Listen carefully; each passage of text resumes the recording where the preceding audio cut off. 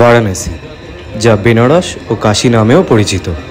এটি উত্তরপ্রদেশের একটি শহর এবং এটি গঙ্গা নদীর তীরে অবস্থিত। এটি হিন্দু ধর্মের একটি পবিত্র শহর এবং বিশ্বের প্রাচীনতম শহরগুলির মধ্যে একটি। বেনারস তার ধার্মিক গুরুত্ব, সংস্কৃতি, ইতিহাস এবং আধ্যাত্মিকতার জন্য বিখ্যাত। গুড মর্নিং সবাইকে। আজকে আমাদের বেনারস ট্যুরের সেকেন্ড দিন। তো এই ঘুম থেকে উঠলাম, এখন বাজে 5টা। আমাদের ঠাকুরমশাই আসবেন 6টার সময়, মন্দিরে যাবো পুজো দিতে। তো ভাবলাম তার আগে একটু বেরিয়ে চা ফা খাই আর একটু বেনারস দেখি সকালবেলায় কী অবস্থা। তো বেনারস কিন্তু এখন নেই, সকালবেলায় এই ভোরবেলায় কিন্তু ভিড় হয়ে গেছে রাস্তায়। প্লাস আমি যখন সিঁড়ি দিয়ে নামছিলাম ইনফ্যাক্ট তখন শুনতে পাচ্ছিলাম যে সবার রুমেই স্নান করার আওয়াজ আসছে, কারণ আমাদের রুমগুলো থেকে বাইরের দিকে এক্সস্টগুলো, তো আওয়াজ পাওয়া যাচ্ছিল বাথরুম থেকে। সবাই রেডি হচ্ছে এখন মন্দিরে পুজো দেওয়ার জন্য। আর রাস্তায় কিন্তু অলরেডি ভিড় হয়ে গেছে, আমি আপনাদেরকে দেখাচ্ছি রাস্তার কন্ডিশন। বেরিয়ে পড়লাম বাবা বিশ্বনাথকে পুজো দেওয়ার উদ্দেশ্যে।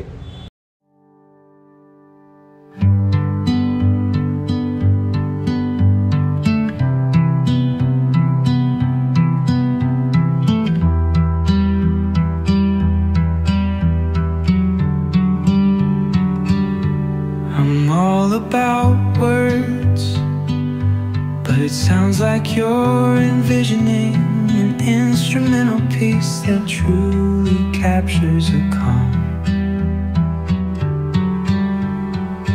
Beachy ambience, since this one's not about lyrics, I'd suggest imagining soft finger picking on a sun-soaked guitar.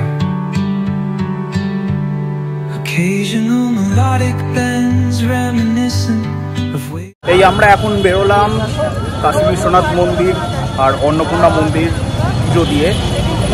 তো এখন বাজে হচ্ছে সকাল 8:30, আর আমরা লাইন দিয়েছিলাম হচ্ছে সকাল 6টা। তো মোটামুটি 2 থেকে 2.5 ঘন্টার মতো যা লাইন ছিল সেরকমই, খুব কমও লাইন ছিল না, আবার ছিল মোটামুটি একটা ভিড় ছিল। এবার এখন যত বেলা বাড়বে তত আরও ভিড় বাড়বে, সেটা আমরা বেরোনোর সময় দেখে নিয়েছি যে লাইনটা আরও কতটা কি বেড়েছে। তো যাই হোক, কেমন পুজো দিলে বলো, কেমন লাগবে? পুজোটা খুব ভালো দিয়েছি, খুব ভালো দিয়েছি। লাইন ছিল, কিন্তু খুব বেশি যে লাইন ছিল তাও না, কিন্তু লাইনটা খুব তাড়াতাড়ি এগোচ্ছিল। তো যাই হোক, আমরা যা থ্রুতে গেছি মন্দিরে, তো তার খোঁজ, সেই ঠাকুরমশাইয়ের খোঁজ আমরা পেয়েছি আমাদের হোটেল থেকে, যে হোটেলে ছিলাম। তো উনি একদম টাইম মতো সকাল 6টার সময় চলে এসছে, আর আমরা 6টার সময় বেরিয়ে গিয়ে 4 নম্বর গেট দিয়ে, টোটাল 4টে গেট আছে মন্দিরের।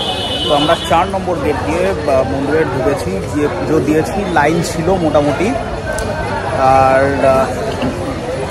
খুব যে কষ্ট হয়েছে লাইনে, কারণ প্রথমত ওই টাইমে কিন্তু রোদ ওঠেনি সেরকম যে কষ্ট হবে, আর খুব সুন্দর ব্যবস্থা। যারা দর্শনার্থী যেখানে লাইন পড়ছে সে জায়গাটা একদম সুন্দর করে সেট করে, একদম পাহাড় ব্যবস্থা খুব ভালোভাবে রয়েছে যাতে কারোর কষ্ট না হয়। তো সেরকমভাবেই আমরা গেছি, কোনো ভিড় ঠেলাঠেলি কিচ্ছু হয়নি। ভেতরে গিয়ে যেখানে মেন মন্দির, যেখানে আমরা বাবার মাথায় জল দিচ্ছে সবাই দুধ দিচ্ছে, তো সেখানেও কোনো ভিড় ঠেলাঠেলি হয়নি, খুব ভালো ব্যবস্থা। আমরা খুব স্মুথলি পুজো দিয়ে বেরিয়ে এসেছি। দেন তারপর ওখান থেকে বেরিয়ে আমরা গেছি হচ্ছে অন্নপূর্ণা মন্দিরে, একদম পাশেই অন্নপূর্ণা মন্দিরে গিয়ে আমরা দর্শন করেছি, মায়ের দর্শন করেছি, মাকে পুজো দিয়েছি। তো যাই হোক, আমরা যে ডালা কিনেছি সেখানে বাবা ভোলেনাথের একটা প্রসাদের বাক্স ছিল, আর মা অন্নপূর্ণার একটা প্রসাদের বাক্স ছিল। আমরা এখন এসেছি একটু ব্রেকফাস্ট করতে, কারণ সকাল থেকে এখনও খালি পেটে আছি, এখন প্রায় 9টা বাজতেই যায়। তো একটুখানি ফ্রেশ হয়ে নিয়ে রুমে যাব, দেন তারপর আমরা যাবো মা অন্নপূর্ণার মন্দিরে ভোগ খেতে। তোমরা দেখতে পাবে। এখন আমরা হোটেলের সামনে চলে এসেছি, দিয়ে আমরা এখন একটু ব্রেকফাস্ট করবো। তো একটা ধোসা স্টল আছে, তো সেখান থেকে আমরা ধোসা অর্ডার করেছি, একটা প্লেন ধোসা অর্ডার করেছি আমাদের জন্য, মায়ের জন্য একটা মশলা ধোসা অর্ডার করেছি। আমরা একটু পরে অন্নপূর্ণা মায়ের মন্দিরে প্রসাদ খেতে যাবো, ওই 11টা সাড়ে 11টা নাগাদ। তো এখন খাওয়ার ইচ্ছা ছিল না, কিন্তু জাস্ট একটু ট্রাই করার জন্য জাস্ট একটা ধোসা খাচ্ছি, তো একটা ধোসা নিয়ে আমরা দুজন শেয়ার করে নেব, তো হয়ে যাবে। দেখি কেমন। এখানে দেখলাম যেটা সাউথ ইন্ডিয়ান খুব খুব প্রচলিত এখানে, মানে রাস্তায় আমাদের ওখানে যেরকম পেটাই পরোটা, লুচি এইগুলো খুব ফেমাস, এখানে দেখলাম south Indian food, dosa, idli, sambar খুব ফেমাস। প্লেন ধোসা চলে এসছে আমাদের। পেঁয়াজ দিয়েছে বল প্লেন দোসার মধ্যে, যদি বা জিজ্ঞেস করে নিয়েছিল। হ্যাঁ ঠিক আছে, এটা কোনো অসুবিধা নেই।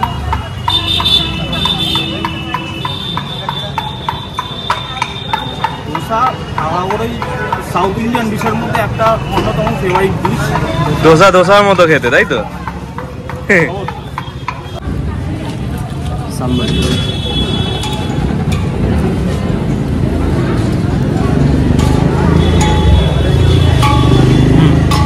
তাহলে মায়ের এখন মশলা দোসা চলে এসছে, মশলা বাটার দোসা। তো সকালবেলা আমরা এই দোকানটা থেকে চা খাই এবং ব্রেকফাস্ট খেলাম আজকে এইটা। আর এই হচ্ছে আমাদের হোটেল সাহু।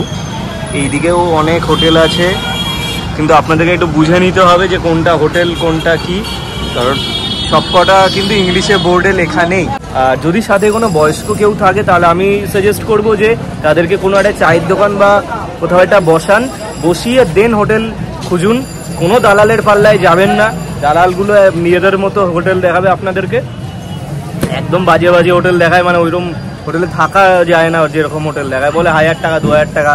মানে আমরা বলছি ভাই বাজেটটা ইস্যু না, তুমি আমার ভালো হোটেল দেখাও, আমরা রাস্তার উপরের হোটেলে থাকবো, ওই গলির ভেতরে কে থাকতেই যাবে। তো এটাই হচ্ছে বিষয়, তো দেখে নেবেন বিষয়গুলো। তো এইটা ফার্স্ট টাইম যারা এসছেন তাদের একটু ফেস করতে হতেও পারে, আমরা তো ফেস করেছি। আর একটা আমরা উত্তপম নিয়ে নিলাম, তো খেয়ে দেখি, আমি আগে কোনোদিনও খাইনি, তো ফার্স্ট টাইম খাচ্ছি, দেখি কেমন লাগে। ঘন্টাখানেক মতো আমরা রেস্ট নিয়ে নিলাম হোটেলের রুমে, দিয়ে আমরা এখন যাচ্ছি অন্নপূর্ণা মন্দিরে ভোগ খেতে।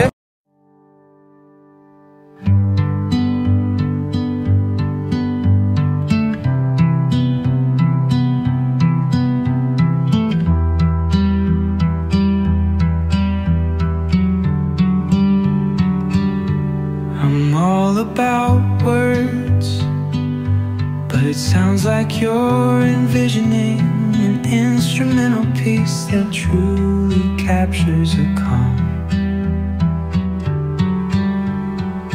Beachy ambience, since this one's not about lyrics, I'd suggest imagining soft finger picking on a sun-soaked guitar.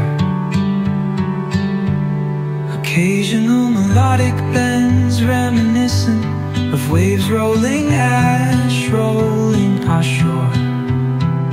A subtle pock of beat could mimic the rhythm of distant tides. Let the absence of vocals create room for the guitar. আমরা ভোলে বাবার মন্দিরের দিকটায়, মানে 4 নম্বর গেটের দিকটায় এসে আর একটা গলিতে ঢুকে পড়লাম। আর ইতিমধ্যে ওই গেটের যে রাস্তাটা সেখানে কিন্তু অনেক ভিড় হয়ে গেছে, আর কারণ মন্দিরে ভিড় বাড়ছে, লাইন বাড়ছে, তো শাড়ির দোকান কিন্তু অনেক আছে এই এরিয়াতে, কারণ বেনারসি শাড়ি খুব ফেমাস। আমরা এখন চলে এসেছি হোটেলে, আর আমরা অন্নপূর্ণা মায়ের মন্দিরে যে ভোগ প্রসাদ দেয়, তো সেখান থেকে আমরা খাওয়া দাওয়া করেছি। আর সেখানে যেহেতু ফটোগ্রাফি অ্যালাউড নয়, তো সেখানে কোনো রকম ক্লিপস নেওয়ার কিন্তু সম্ভব হয়নি। ভাত ছিল, সবজি ছিল, দই ছিল, ডাল বা সাম্বার, তার মধ্যে কিছু একটা থাকবে। আজকে আমরা সাম্বার পেয়েছি, আলু ভাজা, মিষ্টি, পাঁপড় আর আচার। এই কিন্তু সেই অন্নপূর্ণা মন্দিরের মেনু। খাওয়া দাওয়ার টেস্ট খুবই ভালো ছিল, খুব ভালো খেয়েছি। আপনি যতবার চাইবেন আপনাকে দেওয়া হবে, আর অ্যাট ফ্রি অফ কস্ট আপনি পাবেন। তার জন্য আপনার কোনো রকম আগে থেকে টোকেন বা রিসিপ্ট কাটার কোনো ব্যাপার নেই। আর খাওয়া দাওয়ার পর আপনি যেটা চাইবেন, যে অ্যামাউন্ট চাইবেন, সেই অ্যামাউন্ট আপনি কিন্তু সেই ট্রাস্টে কিন্তু ডোনেট করতে পারবেন, সেই অপশানও আছে। তো সেখানে সব রকম ব্যবস্থা আছে, আপনারা গেলেই দেখতে পাবেন। আর এবার যেহেতু আমরা সেখানে কোনো রকম ফটোগ্রাফি করতে পারিনি, তাই এই ভিডিওতে দেখাতে পারছি না, কারণ ওখানে অ্যালাউড নয়। তো এবার আমরা দেখাবো যে সেখানে সেই ট্রাস্ট থেকে কি কি প্রোভাইড করেছে। আমরা আমাদের মতো করে সামান্য যে অ্যামাউন্ট আমরা ডোনেট করেছি, তো তারপরে সেখান থেকে কি কি প্রোভাইড করেছে তো সেটা দেখাবো। আজকে সকাল থেকে খুবই ভালো কেটেছে, পুজোও দিলাম খুব ভালোভাবে, খুব স্মুথলি। আর অন্নপূর্ণা মায়ের মন্দিরেও আমরা যে ভোগটা খেয়ে এলাম, মানে কোনোরকম কোনো কষ্ট হয়নি। প্রথমত কারণ হচ্ছে আজকের ওয়েদারটা খুব ভালো, আজকে কিন্তু খুব একটা গরম নেই। আর যে গরমটা গতকাল ছিল, কারণ সবাই জানো যে নর্থ ইন্ডিয়ার গরম কেরম, যারা মোটামুটি ঘুরতে যাও তারা জানতে পারবে। তো সেই তুলনায় কিন্তু আজকে কিন্তু গরম নেই, আজকে কিন্তু ওয়েদার খুবই ভালো ছিল। তো যাই হোক, অন্নপূর্ণা মন্দিরের ট্রাস্ট থেকে যারা প্রোভাইড করেছে এই সামান্য কিছু জিনিস। তো প্রথমত এই যে কাগজটা দেখতে পাচ্ছেন, এটা একটা কাইন্ড অফ ফর্ম বলতে পারেন। তো এটা ডোনেশনের পর কিন্তু এইগুলো আপনাকে প্রোভাইড করা হবে। আর এখানে এই চ্যারিটেবল ট্রাস্টের মানে ডিটেলসে সব কিছু লেখা রয়েছে, প্লাস এখানে এই টাইমিংও রয়েছে যে কোন টাইমিংয়ে খাওয়া দাওয়া ওখানে পাওয়া যাবে, তো সেইটা। প্লাস আর একটা সবচেয়ে মেন একটা ব্যাপার, সেটা হচ্ছে অন্নপূর্ণা মায়ের একটা ফটো কিন্তু তারা প্রোভাইড করেছে। এখানে আমরা যা দেখছি সেটা হচ্ছে মায়ের একদম সোনার মূর্তি। এবং একটা জিনিস বলে রাখি যে এই মূর্তির দর্শন কিন্তু আমরা সব সময় পাই না, এই মূর্তির দর্শন খুব রেয়ার পাওয়া যায়। বছরের কিছু স্পেসিফিক টাইম থাকে যখন, মানে গোটা বছরে 5 দিন মতো টাইম থাকে যখন এই মূর্তির দর্শন পাওয়া যায়। এটা সোনার মূর্তি মায়ের। আর এমনিতে আমরা নর্মাল টাইমে যে মায়ের মূর্তি দর্শন করি সেটা সিলভারের মূর্তি। বেরিয়ে পড়লাম দুপুরে লাঞ্চ করতে।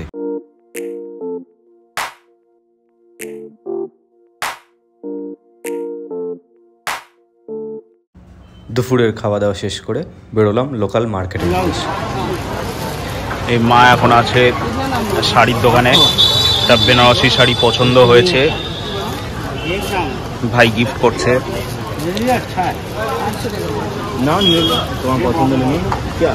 আর বেনারসে কিন্তু এরকম শাড়ির দোকান কিন্তু অনেক আছে, অনেক দেখতে পাবে।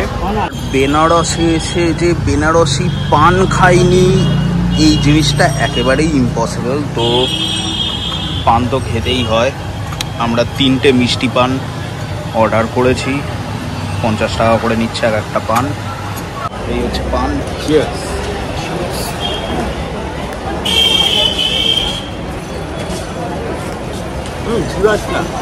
জুসটা আমি টান খাই, এক সাইডে রেখে দিই।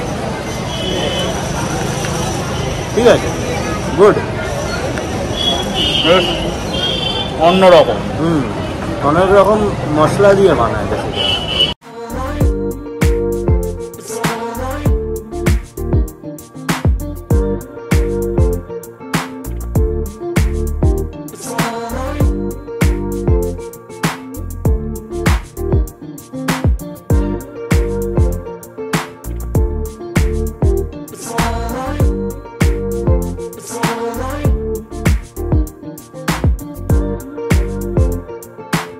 বাড়ি যাওয়ার টাইম এবার।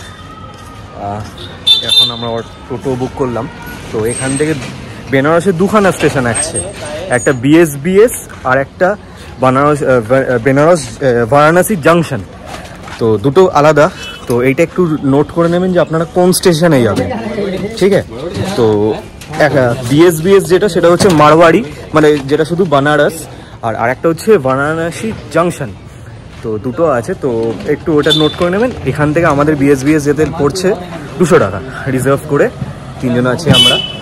তো চলুন বাড়ি যাওয়ার জার্নিটা এবার দেখাই। এখন একটু মনটা খারাপ লাগছে, চলে যাচ্ছি না। মন তো খারাপ লাগবেই, এখন চলে যাচ্ছি। আমার সবচেয়ে ভালো একটা জিনিস লেগেছে আমার এই ট্যুরটার মধ্যে, সেটা হচ্ছে রাত্রিবেলা যে আমরা গঙ্গার ঘাটে গেছিলাম, দশমেধের ঘাটে গেছিলাম, সাথে পাশাপাশি তো অনেক ঘাট। তো ওই যে রাত্রিবেলা কম লোক আলা যে শুনশান যে ঘাটটা, ওই যে সিন, ওইটা আমার ব্যাপক লেগেছে। ওইটা হয়তো আর একবার এক্সপিরিয়েন্স করতে পারলে আরও ভালো লাগতো, কিন্তু কিছু করার নেই। খুব সুন্দর শাড়ি কিনেছি, আমার খুব পছন্দের শাড়ি। যদিও কিছু যা যা লাগবে যা পছন্দ কিনে নাও, আমি কিনেছি। কোন ছেলে, বড় ছেলে না ছোট ছেলে? আমার ছোট ছেলে কিনে দিয়েছে সুন্দর, আর বড় ছেলে হাতের চুড়ি কিনে দিয়েছে।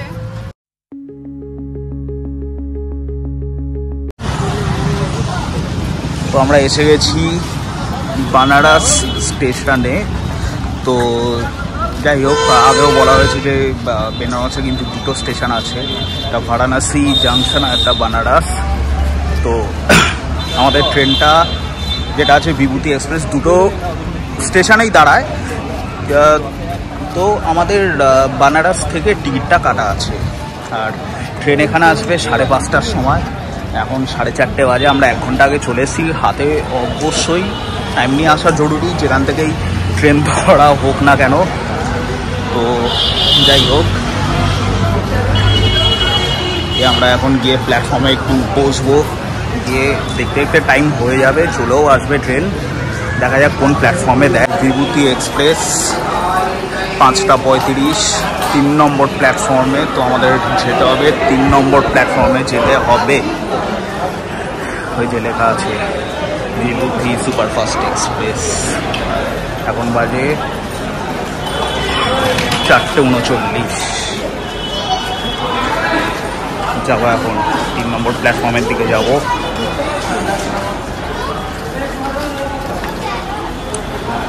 ওঠার আগে কিছু জল, হালকা ফুলকা স্ন্যাক্স ফ্যাক্স কিনে নেবো। খুব ভারী কিছু খাবো না রাত্রিবেলা, আর জল তো লাগবেই। স্টেশনটা খুব ঝকঝকে পরিষ্কার পরিচ্ছন্ন, খুব মেনটেন করা হয়, বোঝাই যাচ্ছে।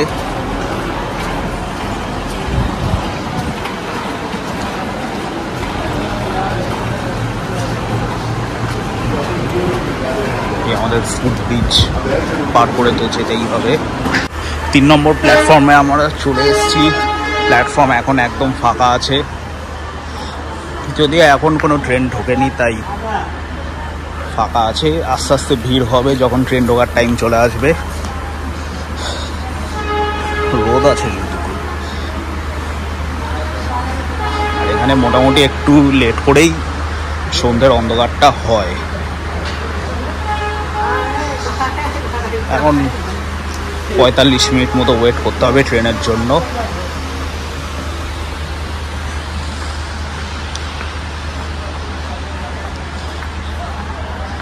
ওই সামনে দূরে একটা কাউন্টার রয়েছে, সেখান থেকে একটু জল ফল কিনবো। এখনও আমরা বিএসবিএস স্টেশনে বসে আছি, মানে বেনারস স্টেশনে বসে আছি। ট্রেন 20 মিনিট লেট, তো এখনও আসেনি। দেখাচ্ছে যে 6টার সময় ঢুকবে, যেখানে 5:30টায় ঢোকার কথা, তাহলে 5:35-এ ঢোকার কথা, সেখানে দেখা যাচ্ছে 6টায় ঢুকবে। আর হাওড়ায় ঢুকবে 7:30টায় ঢোকার কথা, সেটা দেখাচ্ছে 9টায়। তো জানি না কি হবে, এখন থেকেই তো ভেবে গায়ে জ্বর আসছে। অ্যাট লাস্ট 45 মিনিট লেটে ঢুকলো ট্রেন বেনারস স্টেশনে।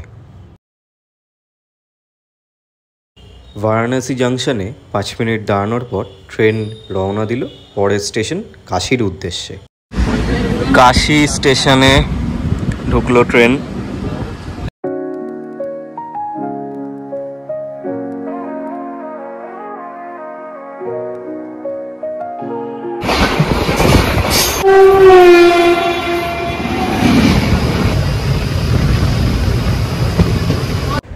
অবশেষে 4.5 ঘন্টা লেটে আমরা পৌঁছালাম হাওড়া স্টেশনে। একটু আগে আমরা হাওড়া স্টেশনে এসে পৌঁছালাম। এখন বাজে হচ্ছে বেলা 12টা, আর ট্রেন কিন্তু 4 ঘন্টা লেট ছিল। তো হ্যাঁ, ওই 4-4.5 ঘন্টা মতো লেট ছিল, যেখানে 7:30টার সময় পৌঁছানোর কথা ছিল। 12টার সময় এসে পৌঁছেছি, দিয়ে আমরা ক্যাব সাথে সাথেই পেয়ে গেছি এখান থেকে। এখন যাচ্ছি আমরা বাড়ির দিকে। তো এই ছিল আমাদের বারাণসী ব্লগ। জানাবেন আপনারা কেমন লাগলো এই সিরিজটা। আশা করি আপনাদের ভালো লেগেছে। যদি কিছু ভুল ত্রুটি হয়ে থাকে অবশ্যই জানাবেন, কারণ আপনারা জানালে দেন আমি সেটাকে রেকটিফাই করব, দেন আপনাদের আরও ভালো ভিডিও আমি প্রেজেন্ট করতে পারবো। তো দেখতে থাকুন, স্টে টিউনড। আরও ভিডিও আসতে চলেছে, এবার থেকে প্রতি মাসেই আসবে ভিডিও। দেন চ্যানেলটা একটু গ্রো হয়ে যাক, দেন আমার ইচ্ছা আছে এভরি উইক কোথাও যাওয়ার ভিডিও পোস্ট করব। তো সাপোর্ট করবেন অবশ্যই, চ্যানেলটাকে সাবস্ক্রাইব করবেন, শেয়ার করবেন এবং কমেন্ট করে অবশ্যই জানাবেন ভিডিওটা কেমন লাগবে। ধন্যবাদ।